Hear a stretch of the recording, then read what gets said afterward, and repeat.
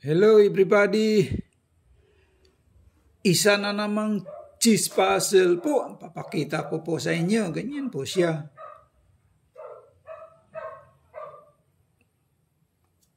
Loob lang ng 2 tira ay mamati na itong block.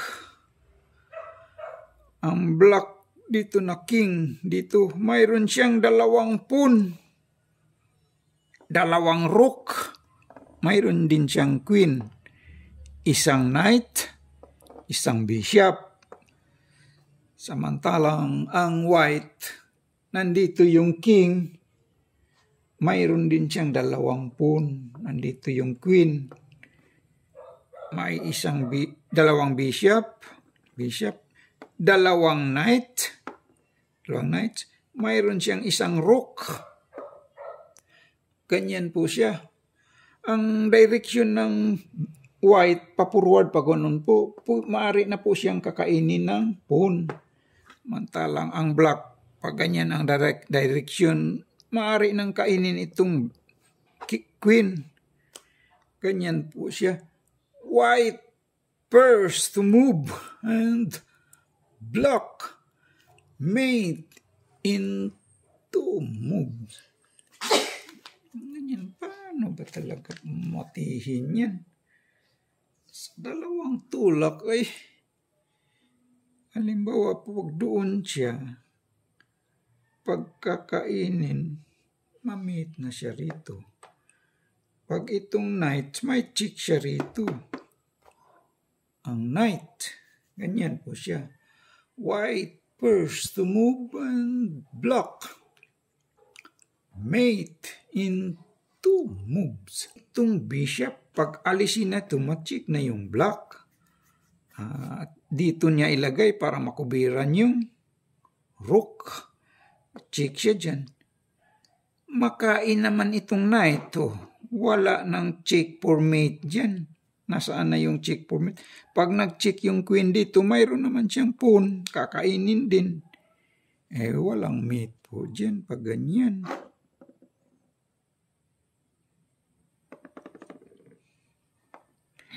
Sige nga, kayo nga, ano ba talagang tamang kasagutan dyan? White first to move and block. Mate in 2 moves. Halimbawa,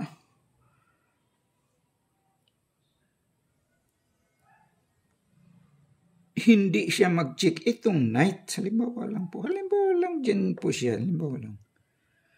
Kakainin lang ng rook. Ganyan. Nasaan na yung check for mate? Pagkakainin ng queen, mayroon naman siyang pawn. Kakainin di, wala ding mati po yan.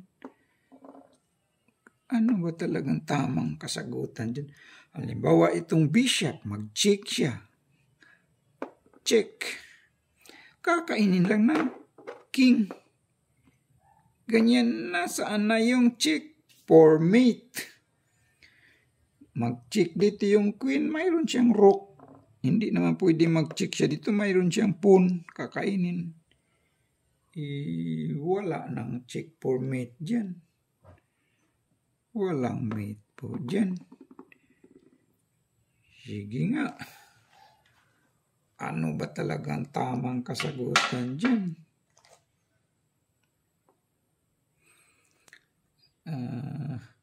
Halimbawa, kakainin niya yung rook. Wala siyang check. Kakainin niya yung rook. Pag ganyan,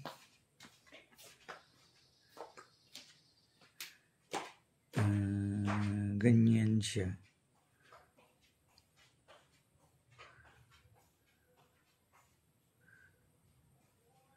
Pag ganyan, kakainin ko rin yung queen. Nasaan na yung mate? Walang mate po yan. Ay, hindi ko kakainin pala. Ang kakainin ko pala dyan,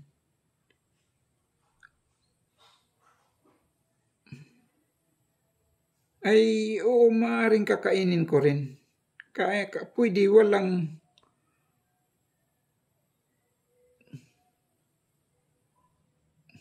Pagkakainin ko, walang mate pala dyan. Oh, kakainin lang siya. Wala na yung... Saan siya ay, pagkakainin pala. Kasi pag nag-check yung knight, makain na itong bishop po. Walang mate po dyan. Pag ganyan, walang mate po. Pagkakainin yun, niya yung rook, walang mate. Kayo nga, ano ba talagang tamang kasagutan dyan?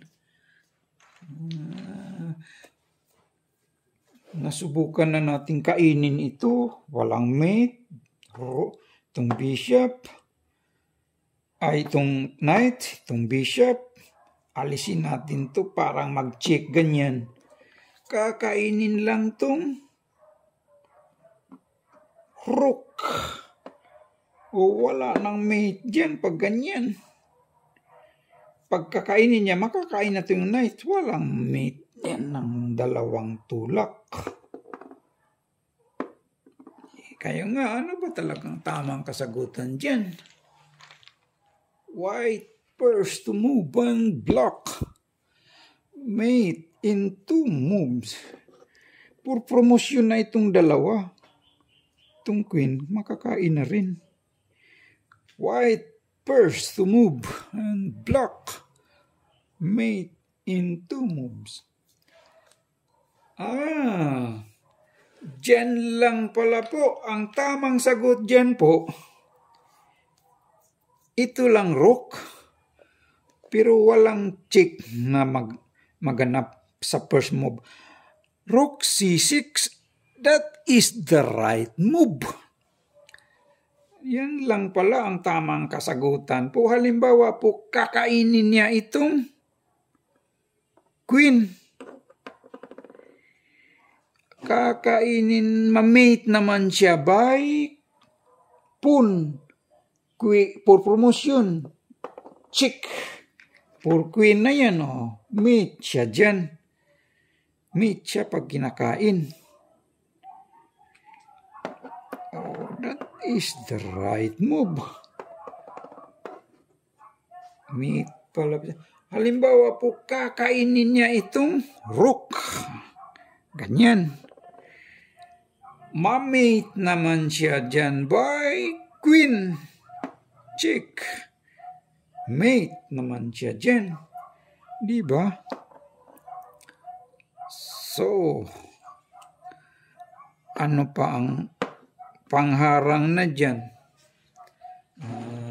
Ang pangharang niya, ano pang iharang na dyan pag ganyan siya?